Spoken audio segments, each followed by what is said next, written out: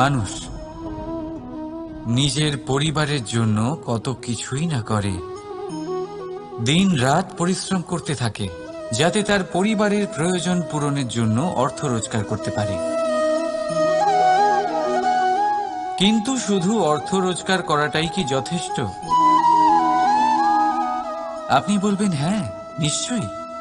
অর্থ দিয়ে সব কিছু পাওয়া যায়, বিদ্যা পাওয়া যায়, বাড়ি পাওয়া যায়, ওষুধ পাওয়া যায়, আর কত কিছুই না পাওয়া যায়। এই সব একটা পর্যায় পর্যন্ত সঠিক, কিন্তু একটু মন দিয়ে ভেবে দেখুন, যখন কোনো শিশু অসুস্থ হয়ে পড়ে তখন সে ওই তিক্ত ওষুধ কেন খেয়ে নেয়? এই জন্য কারণ ওর পিতা সেই ওষুধ অর্থ দিয়ে কিনেছে? না, বরং এই জন্য কারণ তার পিতা যে তার সামনে দাঁড়িয়ে, তার ওপরে তার বিশ্বাস আছে। বিশ্বাস আছে যে উনি তার কিচ্ছু হতে দেবেন না।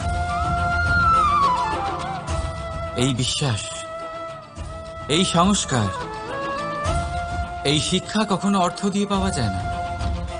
এটা পাওয়া যায় সেই সময় থেকে যা মাতা পিতা তাদের সন্তানের সাথে কাটিয়েছেন।